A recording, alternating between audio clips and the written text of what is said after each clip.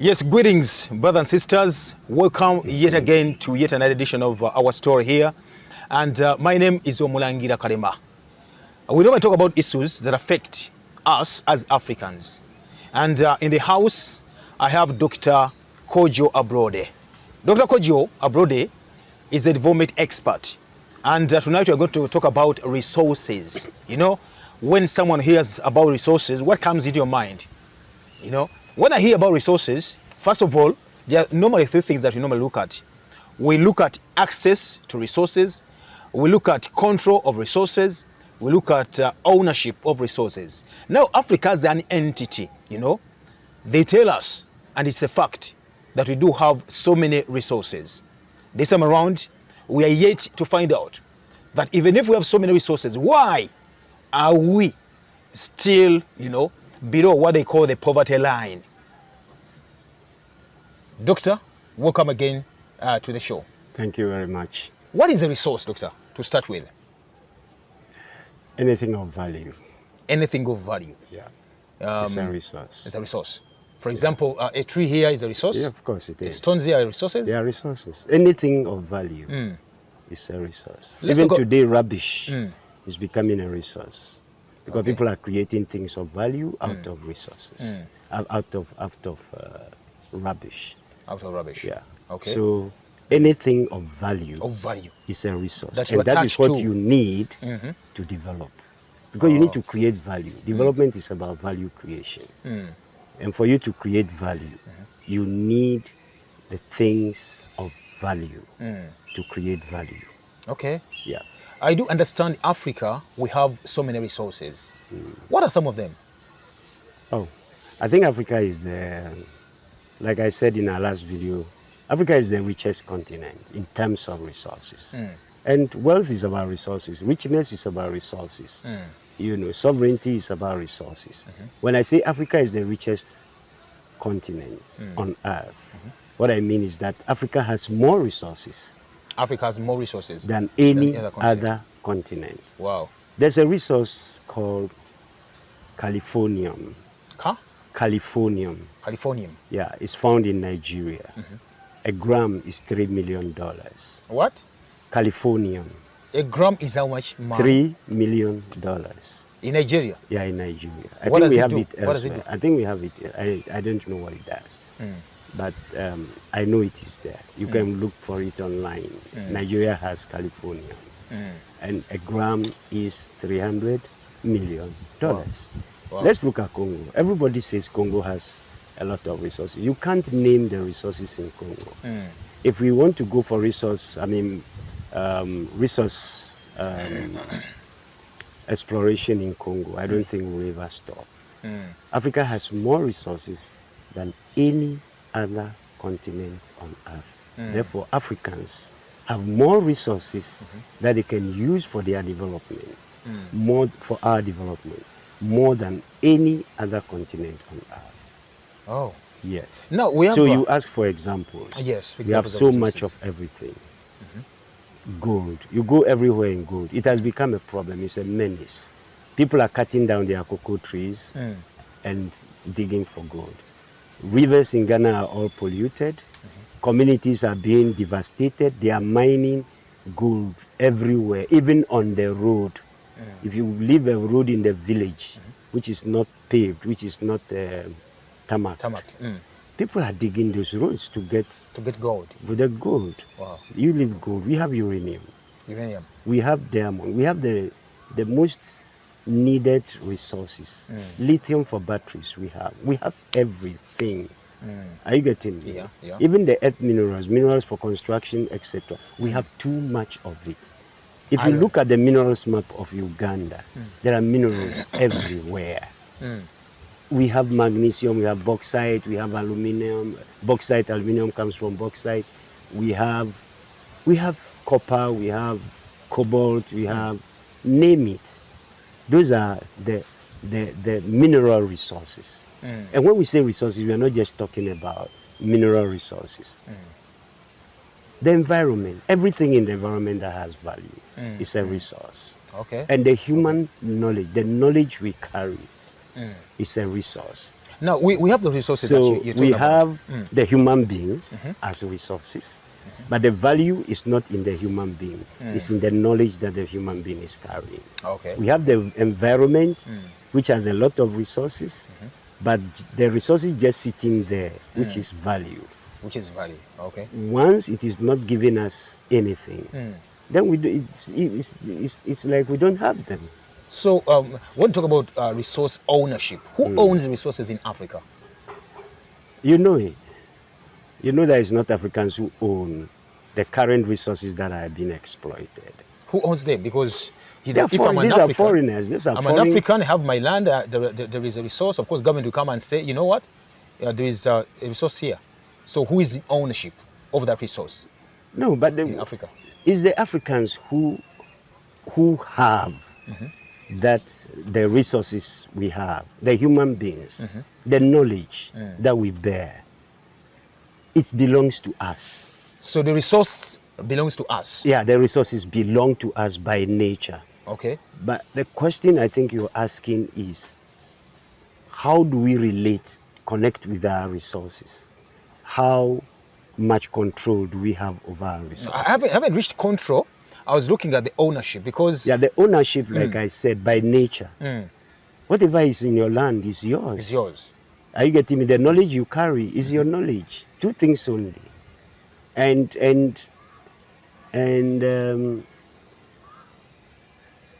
the resources are ours. But once you lose your sovereignty, once your sovereignty is taken away, then you have no resource. So we have the resources, we own the resources. Now the second question is, do we have the access to them? You can't have access to anything once you lose your sovereignty. Because like I say always, sovereignty is the ultimate power. Sovereignty is about power. Control. Two things only, power and resources.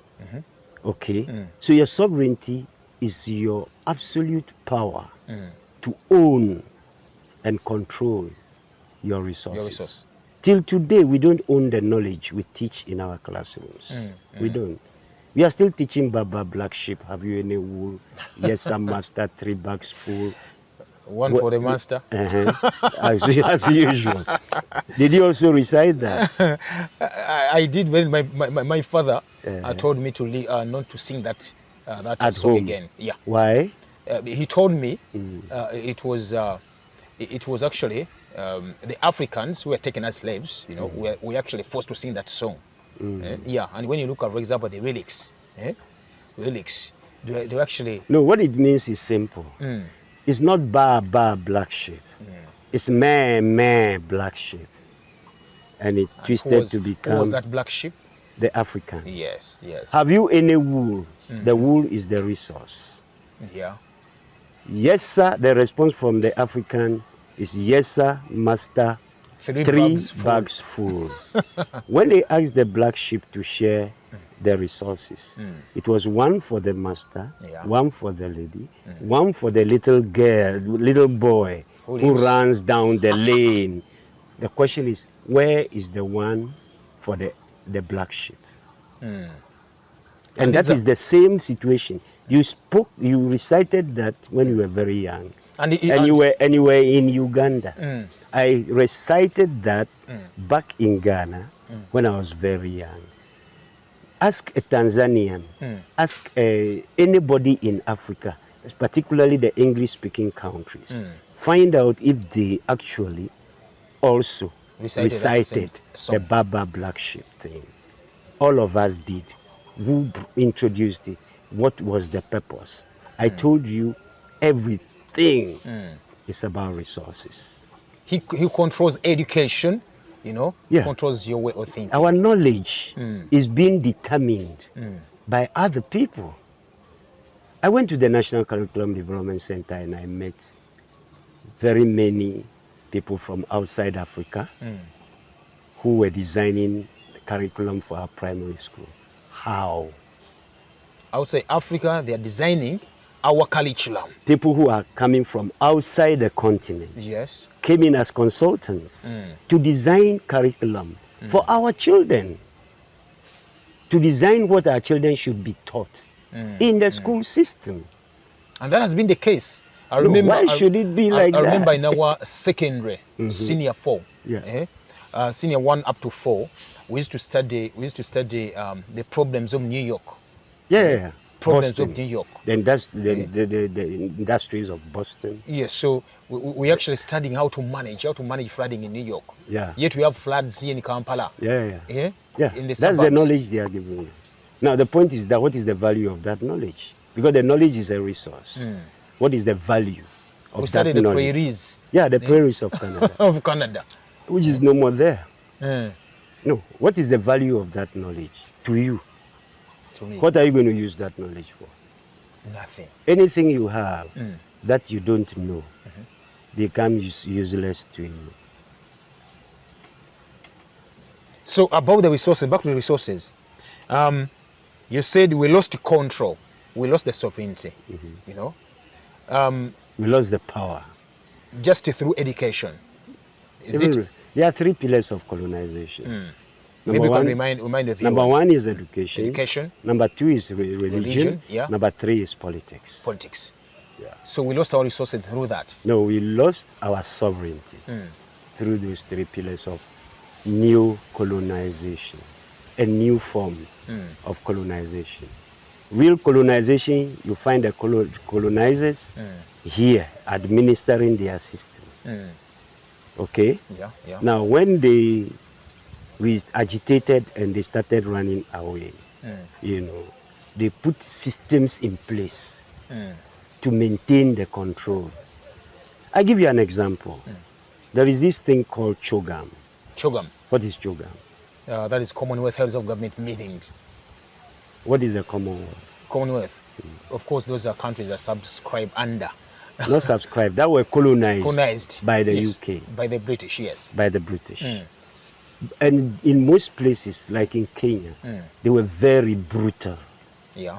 They committed a lot of brutal atrocities wherever they were. They participated heavily in the transatlantic slave trade. Yeah. Their wealth the wealth of the UK came from Africa. Yes. Through colonization, through the slave trade. How can such a person be your friend? Be your friend. Yeah. Now. After we agitated for independence, at least it is better, even if we are not independent, it is better to chase them from here. When we did that, Britain quickly went back and said, you guys, don't worry. You see, yes, we have granted you independence, which is also not correct, because they are not supposed to grant any colony independence, because the colonies never depended on them. It is them who depended on the colonies. Therefore, they cannot grant the colonies independence. Therefore, even independence can be a topic we can talk about. That whole concept of African countries celebrating independence. It is wrong. It is not correct. It is wrong. Yeah, because if we depended on the United Kingdom, then they can grant us independence. So don't depend on me depend on us. Again. Now you're free, you're mature. Now you're matured, yes. Be independent. Oh. But they twisted it. I'm talking about this because it's the same thing they did with the Commonwealth. How? They claim they granted us independence, which I don't call independence. I think that we just chased them away. If we left them, they would have still been around. But we asked them to get out of our homeland. And that's how they went. As soon as that happened, they went and sat down and like, no, we must still maintain control over these colonies, but in a new colonial form. So let's set up an organization. Let's call it the Commonwealth. Now, these are two words, common and wealth. Now, it's all about wealth. That wealth is common to who and who? Why is it a Commonwealth?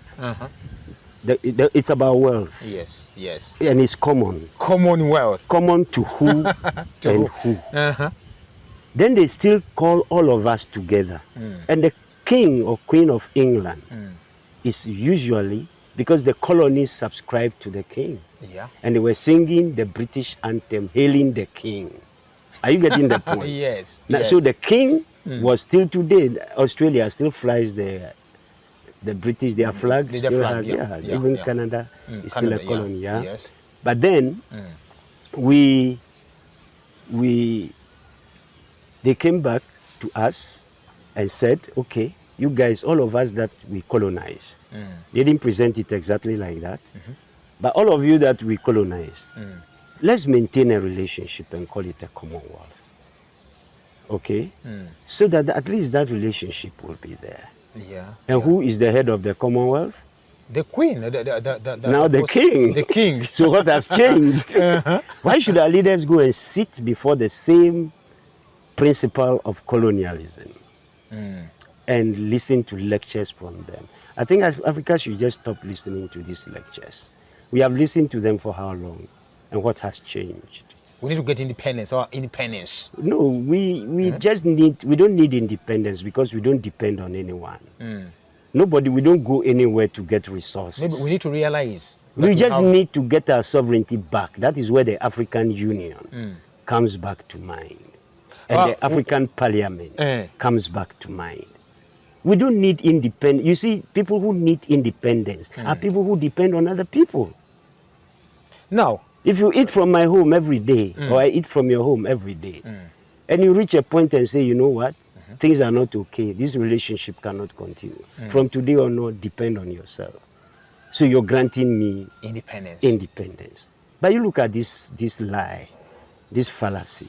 The agenda of African Union is to defend the African sovereignty. Now, you said we've already lost it. So what are we defending? No. Listen, it is not a piece of gold that you have lost on Lake Victoria and you have no possibilities of recovering it. These are just processes. Are you getting me? If the African Union understands their mandate, which opens as with these words, to defend the sovereignty of the continent. Before other things, before any other thing, the first one mandate is to defend the sovereignty of the African people. Is that what is happening? No. Yeah, if that is not happening, then what are they doing? Because without that, they cannot do anything else. If they don't defend our sovereignty, defending our sovereignty means that we must resist, we must protect our sovereignty and resist any form of interference or influence. That is what it means. So, but I've never heard anybody in the African Union talk about the sovereignty of this continent. With all the representatives that are there? Nothing. I've not seen one. That they meet and the topic for discussion is sovereignty. I suspect they don't even know what sovereignty is. Do they know? That is the question. I'm suspecting. But how can they do that the Chairman Mohammed and his team don't know the value. They might know the word because they are very well schooled. Are you getting me? They speak very good English. But do they go beyond the word sovereignty and figure out what its defense implies for the African people? The implications of sovereignty. I want to give some like case studies. I want to select some case studies, for example, in Africa here. We have, for example, DR Congo. DR Congo, since childhood, you know, ever since the times of our great parents, they're talking about the resources, gold in Congo, timber, rubber in Congo, all that. Then from there, here we are right now. Up to now, we're still hearing fighting in the DR Congo, fighting for the resources, you know. What's the problem in Congo? Are they still, because we're looking at changing leadership. Now they select their leader, you know, someone comes in power, then after 1-2 years they start fighting. What's wrong with Congo? I told you. that I want this conversation to be focused on the African continent. Yes. Because I'm the just getting a challenge, case study. the case study is the same everywhere. Everywhere. Yeah, it is. How many Africans own mines? If we are talking about our mineral resources. As in individually. Across the continent, which African business owns mines? How many of them? It is everywhere. Now, the issue of Congo is not different from the issue of any other colonial resource enclave. Because the agenda of colonization is to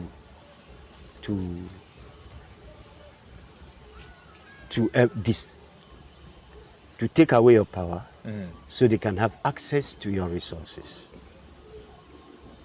That is the purpose of colonization. To take over control of your knowledge and your resources. And it is still going on. Today, the problem in Congo, I can assure you, is the problem of Africa in a big scale, on a big scale. What is happening in Congo? There are over 100 private militaries, foreign. Yeah. Both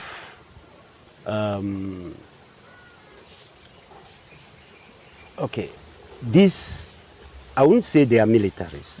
These are organized armed groups in Congo, controlling areas where resources are.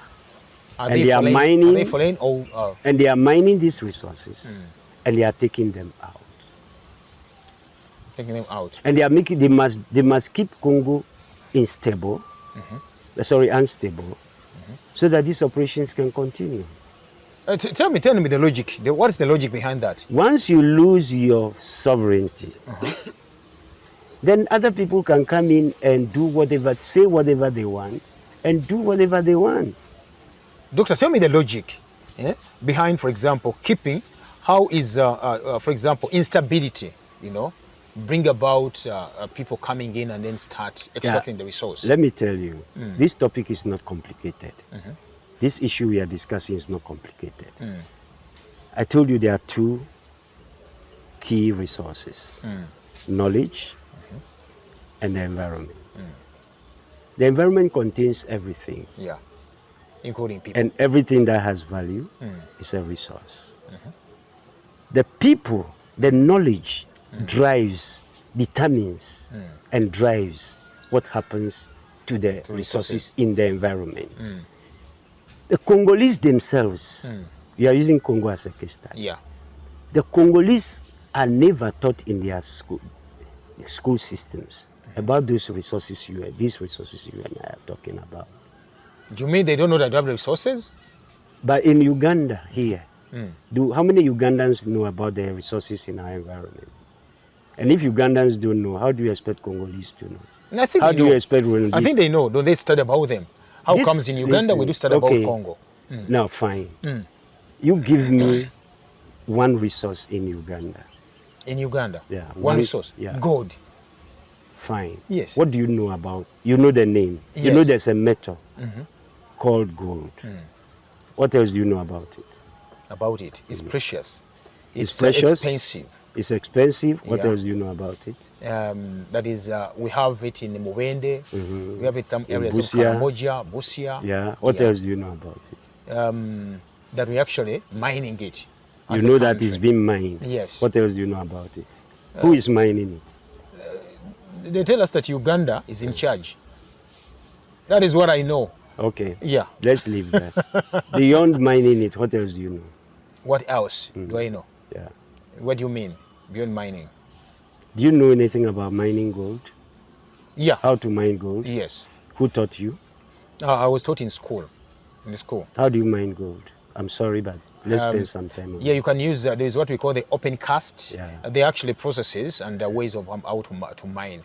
But other people use, there's open cast, there's digging, that conservative way of mining gold. Then you also have to do the underground. Yes. Yeah, apart from that, what else do you know about gold? I think that is what I know. Do you know how many jobs are along the gold value chain? So many. No, but do you know how many? No. That if we take gold seriously, how many jobs can be created? The way it is, how many jobs can it create? The way it is right now. Mhm. Something like 1,000 jobs. Only. Yeah. That Are is we, a- do you know that gold is used for making jewelry? Yes. Are we training anybody, teaching anybody, putting the knowledge of making jewelry? You learnt about gold. Did they teach you how to make jewelry from No. gold? We only buy finished goods, finished jewelry already. So you see, that type of knowledge, Mm. the one you have about gold, is not enough to create wealth, Mm. to generate revenue, to create value for development. It's not enough.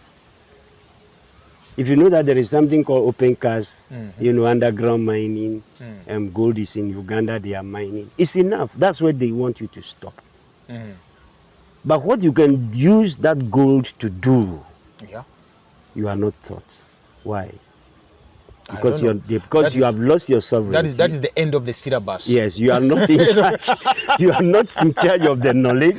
You are not in charge. You are not in charge of the knowledge. Uh-huh. Therefore, you stop where the master stops. You get the point. That's why we But call if them they masters. are told you, if they have brought gold jewelry to your class and showed you, do you see this gold jewelry in New York? It costs $5,000. This small thing you see will cost $5,000. If they bring you a watch, gold watch, and tell you this gold watch will cost $250,000, and then they tell you now you have gold, will the knowledge you have about gold be the same? No. So it's the same with coffee. It's Coffee. the same with cobalt. Talk about coffee. We call It's it. the same about tin. It's the same about everything that we have. Talk about coffee. No, Talk about, first I want you to understand Yes. that the knowledge we are discussing as a resource is limited. Only limited to our classes, to books. Just limited. They spend a lot of time teaching you about New York, Yeah. how to solve the flood problems in New York. New York, yes. Teaching you about the Boston, the industries that British they still, Columbia. yeah, British Yeah. Columbia. They're teaching you Napoleon. about Tennessee Valley Authority. Yes. I learned the same things. They're teaching about Napoleon Bonaparte. Yes. They are teaching about Otto von Bismarck. Yeah. And then they spend a small piece of time and tell you Uganda has minerals. Uganda has gold. Uganda has And you just list them down. cobalt. Uganda has this. Uganda has that. Are you getting me? Yeah. And they stop there. All that knowledge you got from school, how much of it in terms of value are you using today? Zero. Quite challenging. Zero. You are not even using 5% of the knowledge you paid for, your parents struggled to pay for. The knowledge you spent 25 years in a system acquiring has nothing to do with your environment. You see, we have engineers, but Chinese are building our roads.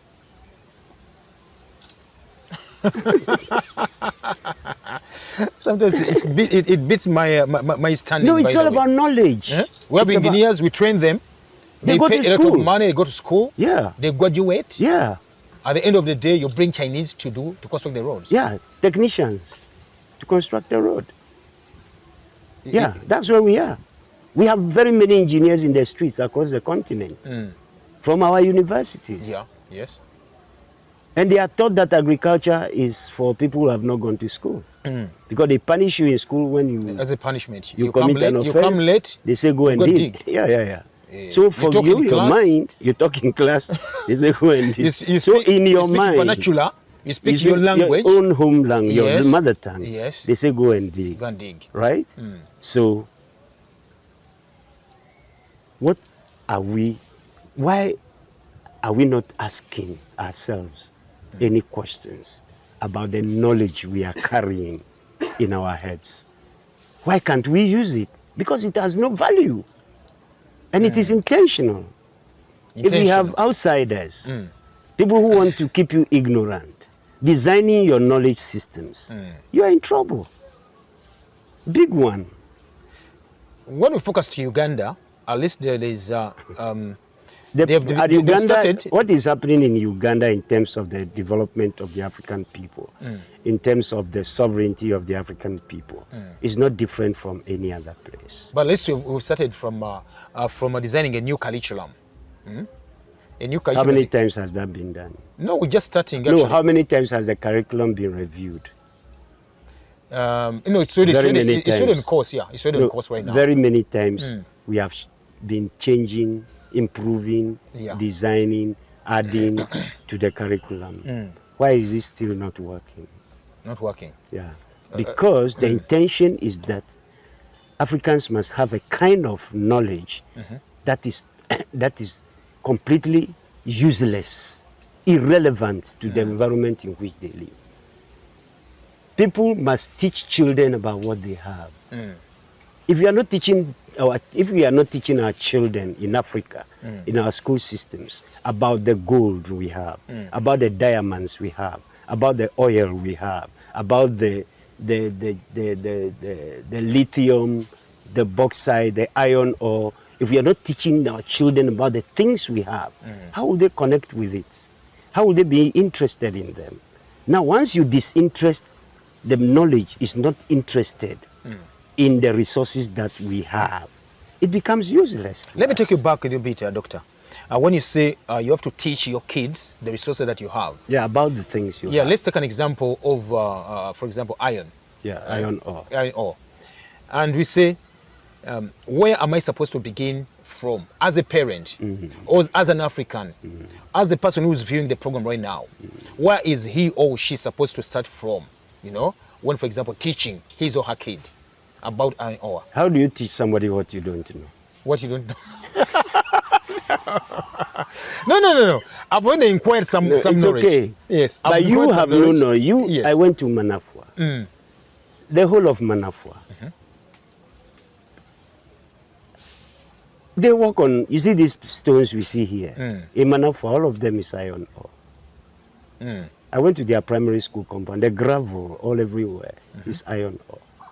I went to the Borough pit where they took maram to put on the road and tie it. Yeah. It's all iron ore. But there's nobody in Manafwa who is thinking, who has any knowledge, except one professor, Professor Masolo. Otherwise, nobody else. And for him, he found himself, I think, in Russia, studying metallurgy, and then he saw the value. They taught him the value in iron ore. So first is teaching. No, he went to the university, I think in Russia, and studied metallurgy. And that's how he was saved to get to know that the iron ore we have has so much value. Are you getting it? Yes, but nobody else in Manafwa knows in details the value of iron ore.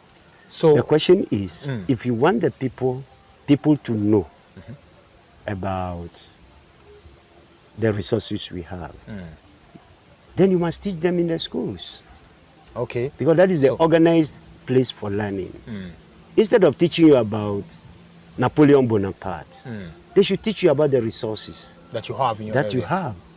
Are you getting me? As a continent, they should be teaching you the resources that you live by, where you sit, where you sleep. There are people living on the shores of fresh water all across the continent.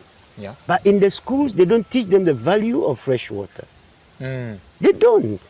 The real value, I've just looked at gold. Okay? Yeah. But if they start from the value of gold by showing you a gold ring and telling you its value, you'll be like, hey. I've been missing a lot. Is that what it means? This gold that we have, we shall protect it. We can't give it to anyone. Are you getting my point? Yes. If they teach you the economic value of the forests, we will not destroy them. Yeah. If they show us what we can do with the forests we have, we will not destroy them. If we can teach you about Kasese's copper, we have copper and cobalt, we have tin somewhere in Tungamo, deep inside there. If you teach the people around the tin, the value of tin, nobody can take it away from them. They will defend it. If they know the market value of thing which they have naturally, they will defend it, they will protect it. So the African Union itself, in its mandate, to defend the sovereignty of Africa, I suspect they don't know what it is. It's my suspicion. Because if they knew, they will not do anything. When they wake up in the morning, they'll be thinking about the sovereignty of the continent. If they sit and they talk, they'll be talking about the sovereignty of the continent. If they want to take actions, they will take actions in the interest of the sovereignty of the people of Africa. But unfortunately, we are not seeing that. You've talked about action, taking action. Which is the best way? Is it through education? Because we've actually seen, yes, so many, the system is there, education is in. Then we are seeing some countries coming up and up in arms, you know, fighting the foreigners out of their countries. Which is the best way to defend our sovereignty or our resources, like gold, like copper, like I mean, or can you go out of Africa and go anywhere and just go and start taking their or cutting down trees or taking their mineral resources? No, and they of course keep quiet. You have to seek for permission. Yeah. If you don't, they'll chase you. Yeah. But we allow it. You mean we started to wake up? No, the point is that even the people who are supposed to lead us in refocusing from this useless knowledge we are all carrying to knowledge about our resources, themselves are victims of the same system.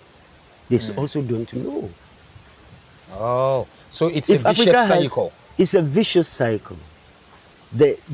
The fact that if anybody in the African Union knows the value of iron ore, and their mandate begins with the defense of sovereignty, they will not need 100 years. I don't even know what they want to achieve in 100 years. If any of them know the meaning of sovereignty, and they know the relationship between sovereignty, the power, and the resources, they would have revised our educational system long time to get the knowledge right. How do we get the knowledge right? These resources occur in communities. So you set up schools aligned to our resources. That are available. That are available. In that environment. Don't follow the crowd. You stop when the crowd stops. Africa needs to create its own educational system. Now, this thing we are calling education is not new to the African people. Africans had their own educational system. Do you want us to go back? We can go back, we can pick from there, we can learn from it, we can do a hybrid. Yeah, and I think what we need is first to know what we have, so that when we are building a new one, or we want to build a hybrid, we can take the good lessons from there, and integrate that into this, what we have now. In the traditional African educational system, attention is paid to the individual's talents, individual's interests, and the individual's ability. That is the traditional African society. The African education system, and I will explain it. When you are children, your parents watch you, your aunties and uncles watch you, the society, the community watches you. As you are growing, they watch your talent. If you try playing with certain kind of things, and you're growing up, they say, you go and stay with that auntie of yours who makes pots, because we see you like playing with clay, and you are interested in playing, working talent with clay. Identification. Exactly. So they send you to that auntie who is a potter, and once you live with her, she teaches you pottery, she teaches you life skills, she teaches you how to groom you to become a responsible person. You learn how to make those pots, and you don't get unemployed. They look at you, they say, go and stay with that uncle who is a blacksmith, because they see you love to work with metals. You have an affinity, you have interest in working with metals. They say, you go and work with that uncle, stay with the uncle. Those were our school systems, and that system is called apprenticeship. And our apprenticeship is total immersion. They put you in the center of the thing. And your master teaches you not just the skills of the work you're going to do, but it also teaches you about life. How can we That is the restore? reason why in our traditional African societies, before the invasion, are you getting me? Yes. Before the invasion, there were no street children. There was no poverty. There was no hunger. There were no thieves. We had plenty. We had everything, and everybody was engaged. Everybody was fine. All we need to do today is to modernize what we have. Okay. Are you getting me? What is wrong with learning on the job? Learning on the job. Yeah, apprenticeship. Oh. Learning on the job. Why? What is wrong with it? No, they normally consider at what level do you want to learn on the job? No, in Africa, as soon as they see the potential, they put you there. You can be with your auntie for 10 years until you are ready to get married and settled. You can be there. Are you getting the point? Or you go to be a blacksmith, you stay with that uncle until you are fully grown. At what age? They can send you at the age of 6. 6. At the age of 7. Now the governments will come in and say, you know what, we are going to arrest you. Yeah? No, we are Homeschooling. talking about an African system where there was no government. That thing you are calling government wasn't there. But right now, why now? Today it is government's responsibility. Yes. Now how can we? What we do, what I have said in a number of government meetings is that we need to align our knowledge to our resources. How? Because I can't just say we need to do it and I leave it like that. And as a strategist, I need to provide the strategy for doing that. So I say, across the continent, primary education should be managed by the Ministry of Education. Primary education should be under the Ministry of Education. Or if we like, we change the name to the Ministry of Primary Education, so they can focus on that primary education. When you say should be under, what do you mean? Under because what? Right now it's still, are we talking about government or private? What I'm saying, under what? Under government. With government. With government. Through government programs. If we want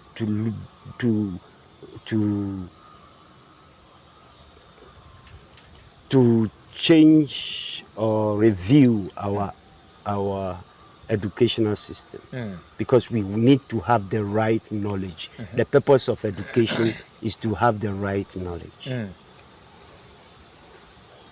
Ministry of Education on the continent should be responsible for primary education. Now, I would even propose that they rename that ministry the Ministry of Primary Education. Basic education. Basic, start point, bottom line, basic education. And in that basic education system, they teach our children, or they teach Africans, about the resources, the importance of knowledge, the value of knowledge, of the resources that we have. So they have to give our children, pump their brains with knowledge about the resources that we have in our environment. Oh. Are you getting me? Yes. For 7 years, or for whatever years, for 10 years. Now, from there, let the ministries that understand the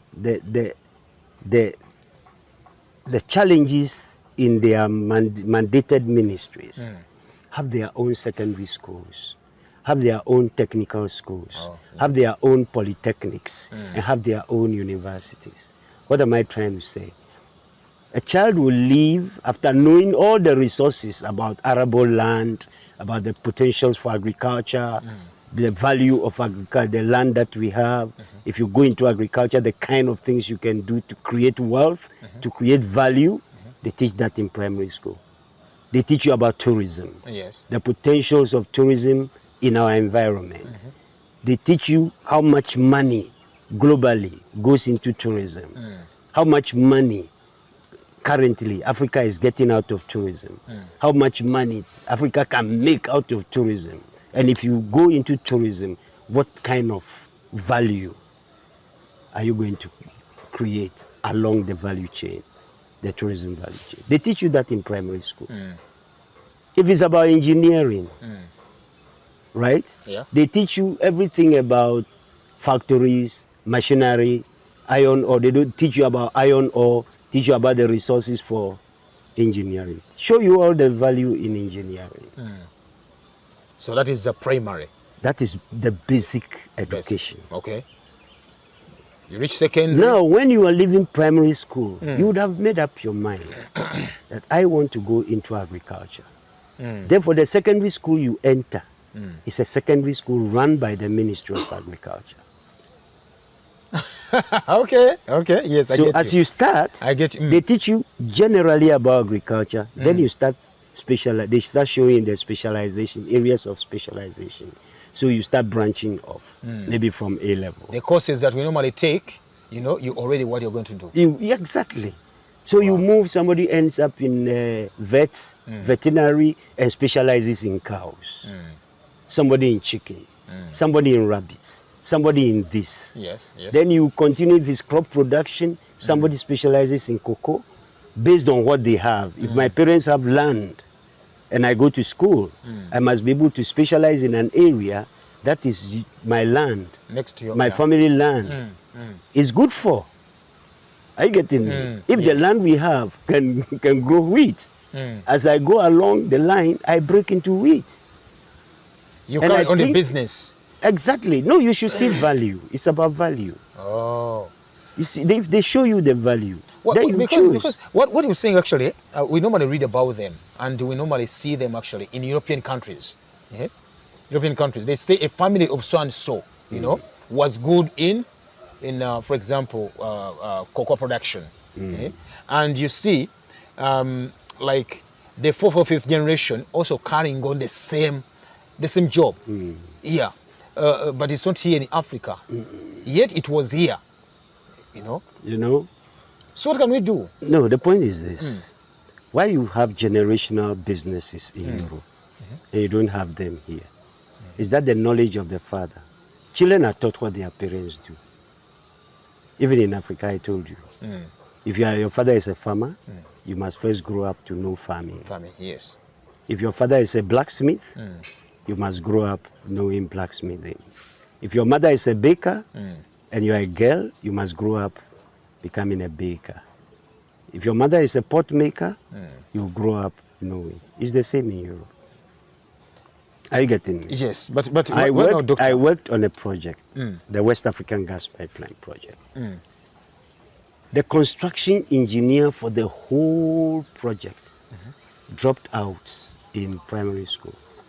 I He beg your stopped pardon? in the US.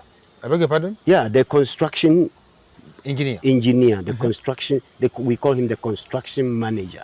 The manager who is managing the whole construction stopped school at a very early age in the US and started working and going to a construction site. Okay? You see, that's where his interest is. He started going there, just going there, watching them, looking at them, started doing menial jobs like cleaning. He stuck there from the age of about 12. He was there until he got employed and he got into a department and blah, blah, blah, blah. He can operate all construction equipment. Wow. He understands construction, the engineering of construction, because he has learnt it practically. He's there when they are mixing cement, sand, water, and stones. He knows the measure. Are you getting my point? Yeah. And that guy working together with the team, we delivered the West African Gas Pipeline within time frame, specifications, time frame, and budget. And this project is across 4 countries. But this is not somebody who only has proficiency certificates based on practical tests. Are you getting me? Yes. Our education system should not have 100% theory. Because That is academic. Yeah, My proposal to government is that whatever we are teaching should be 70% practicals and 30% theory. Why should it be 100% theory? You're going to learn how to sew, and they draw the sewing machine for you on a blackboard. Only that. I get it. Yes. Because we don't have the requisite knowledge. We are not knowledgeable. The knowledge we have has nothing to do with the resources that we have. So we have lost the knowledge, therefore we will lose the resources. Our sovereignty, our sovereignty, our sovereignty, our sovereignty. The African Union needs to wake up and do the needful for Africa, the sovereignty of the African people. Otherwise, we are just wasting time. Wow. We are not serious about this. Look here, if we build a school in a village where there is fresh water, why don't you teach them about fresh water? Why don't you teach them the tourism potentials of fresh water? Why don't you teach them the agricultural potentials of fresh water? Why don't you teach them things about fresh water? But now they are sleeping on iron ore. There is no school. Whatever you're teaching us sounds as if it's impossible, The teacher training colleges. With the current system that we do have here. The teacher training colleges, those who are trained as teachers, can only teach what they know. Yes. So we need to even look at the teacher training colleges. How long does it take to change a curriculum, education curriculum? Let me ask, the whole educational system needs... Recently in Uganda, they were looking at the educational review, something. And I hear they even travel to South Korea, where to look for... Benchmarking. With the technical word, with per diem. Yes. But why can't we sit down ourselves and try to understand education and define education in our own words and figure out how to put in place systems that will make education work for us? We have a very young population in Africa. That is a huge potential for development. But what are we doing with it? Because the resource, the human resource is not the number of human beings, but the knowledge that will create value. There's a resource, right? That is the resource. Now, if you miss that one by not teaching people about the resources of value, the value of their environment, what do you expect to happen? Let's be honest.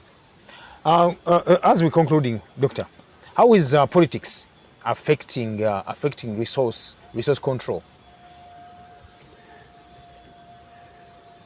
Politics itself is a whole topic to look at. I'm telling you that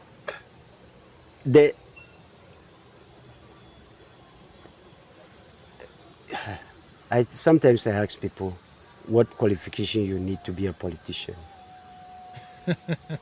You see, don't miss this thing of knowledge. If the people who represent us that we vote for to go and make laws for the president to sign, if they knew about the value of the resources we have, if they knew the value, the need for sovereignty, those are the things they will be discussing. True? Yeah. Why are they not discussing them? Because they are ignorant. They don't have the knowledge. They don't know the same education system. You ask your LC1 chairman or the LC to go up and ask, what is sovereignty? What does it mean to our development? I'm sure you will not get a correct answer.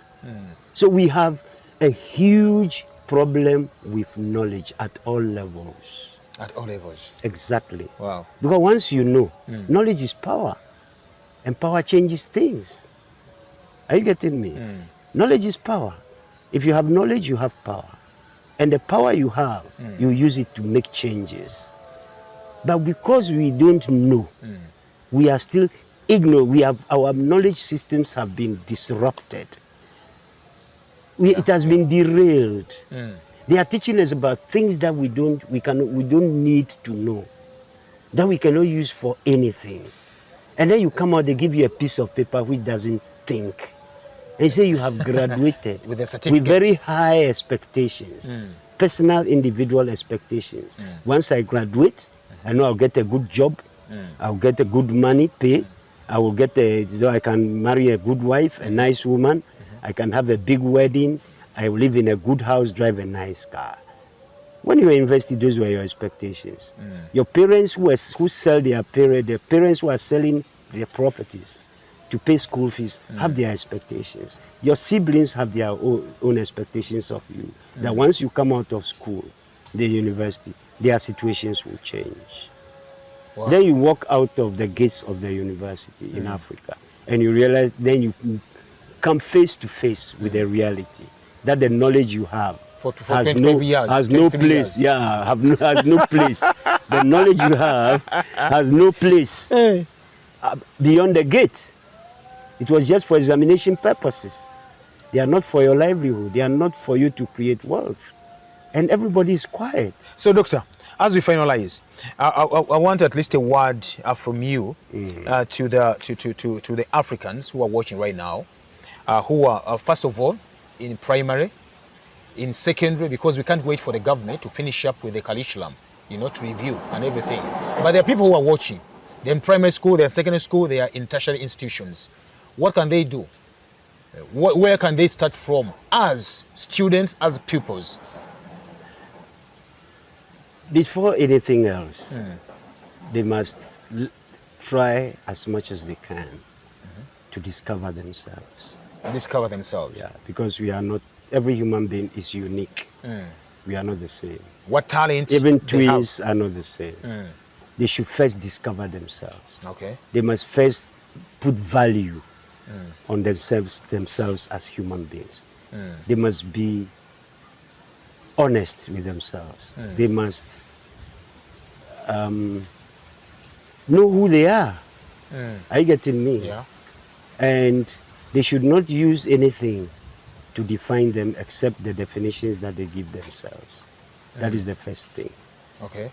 They must figure out their talents, what they do, and they enjoy it, and they are happy to do it, and they excel in it. Okay? They must find out what their talents are naturally and begin to work on those talents. Oh. They must figure out whether their interest supports their talent. Because you can be talented in something and you are not interested in it. You get the point? Yes. And you must figure out whether they have the ability. So I'll leave them with these three things. I call them the TIAs of self-development. Talents, interests, and abilities. Wow. Remember, Talent, even interest, and abilities. I call them the TIAs of self-development. You must know your talent. Okay. I can tell you what my talent is. My talent is creativity. And I use creativity even in the work I do, providing solutions to problems as a strategist in development. I use creativity. I use creativity as my talent. So I encourage African people, especially the young ones, to figure out what their talents are. When you go to places, they say education is the key to success. Why is it that people have gotten educated and they are not successful? If education is the key to success. And it is not true. Your talent, your interest and your ability, your knowledge are the key to success. And your environment are your keys to success. Thank you very much, Doctor. Yes. And of course, you, our dear viewers, thank you very much for being part of this wonderful program. And we do please, request you share the information, you comment. I told you, send those questions. Doctor will be here to answer them back. My name is Omulangira Kalema. Stay well. See you when you see us.